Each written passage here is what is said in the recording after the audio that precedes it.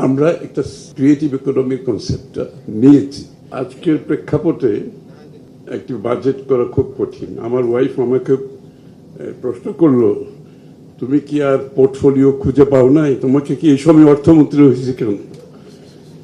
মানে সব জেনে শুনে, যেখানে আমাদের একটা বিরাট ইনহেরিটেন্স ফ্রম ফ্যাসিস্ট রেজিম, তারপরে ইন্টেরিয়াম রেজিম, তারপরে মধ্যপ্রাচ্যের যুদ্ধ, আর তো সবকিছু মিলে সার্বিক দেশের আন্দোলন, আপরাইজিং পরবর্তী যে দেশের অবস্থা, আইন শৃঙ্খলা সহ সব মিলিয়ে কঠিন কাজ। সাধারণত বাজেটের প্রসেস 6 মাস চলে। এই প্রসেসটা 6 মাস ধরে চলে, তারপরে একটা বাজেটের মোটামুটি প্রস্তুত হয়। কিন্তু আমাদেরকে করতে হয়েছে এটা 1.5 মাসের মধ্যে। মানে এমনিতে কঠিন সময়, তার মধ্যে আবার এই বাজেটটা করতে হয়েছে 1.5 মাসের মধ্যে। চেষ্টা করেছি আমরা সব প্রেক্ষাপট চিন্তা করে একটি বাজেট, এমন সময় যেখানে অর্থনীতি ভঙ্গুর, যেখানে বিশ্ব পরিস্থিতি যুদ্ধ বিগ্রহ চলছে, এর মধ্যে বাজেট জনগণের আকাঙ্ক্ষা অনেক বেশি। বিশেষ করে এই আপরাইজিং এর পরে বাংলাদেশের জনগণের আকাঙ্ক্ষা আকাশচুম্বী বললে ভুল হবে না, প্রত্যাশা অনেক বেশি। তা আমরা এগুলো সব চিন্তা করে আমরা এই বাজেটটা প্রস্তুত করার চেষ্টা করেছি। ওই সেলিম জাহার সাহেব ঠিকই যেটা বললেন, যে ব্যালেন্সিং অ্যাক্টটা, ভেরি ব্যালেন্সিং অ্যাক্ট অত্যন্ত difficult. It's like you have to be wizard, মানে এই ব্যালেন্সিং অ্যাক্টটাকে to get it right, I mean to get a proper balance.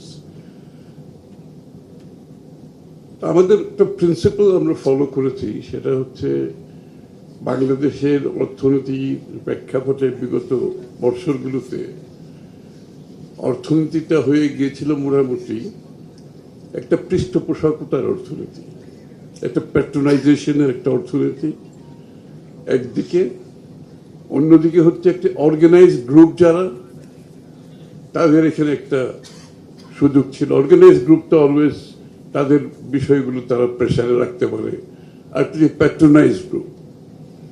আর এর বাইরে সাধারণ মানুষ, সাধারণ ব্যবসায়ী যারা আছে, তাদের স্পেসটা অনেক শ্রিঙ্ক করে গেছে।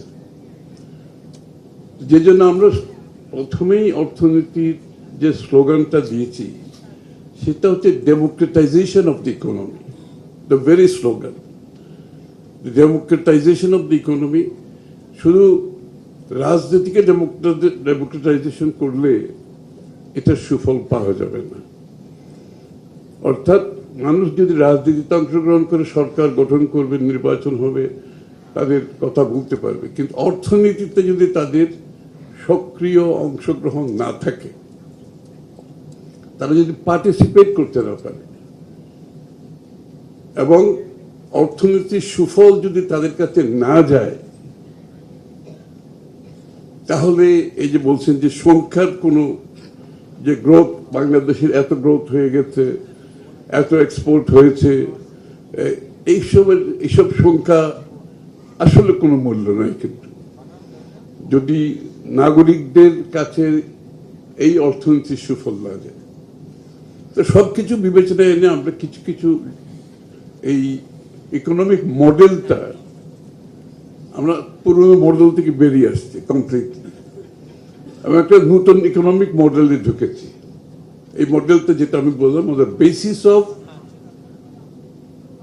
Democratisation of economy. তাহলে এই মডেলে আমরা প্রথমে যাদেরকে চিন্তা করেছি, আপনারা নিশ্চয়ই এর মধ্যে অবগত হয়েছেন, যে একটা ক্রিয়েটিভ ইকোনমি। অর্থাৎ এই ইকোনমিতে যারা বিগত দিনে সংযুক্ত হয় নাই, যারা ইকোনমিক মেইন স্ট্রিমে আসতে পারে নাই, মেইন স্ট্রিমের বাইরে রয়ে গেছে। এটা বিশাল জনসংখ্যা। বাংলাদেশে গ্রামে গঞ্জে কামার কুমার তাঁতি, আপনার এই কুটির শিল্প, সাধারণ মানুষ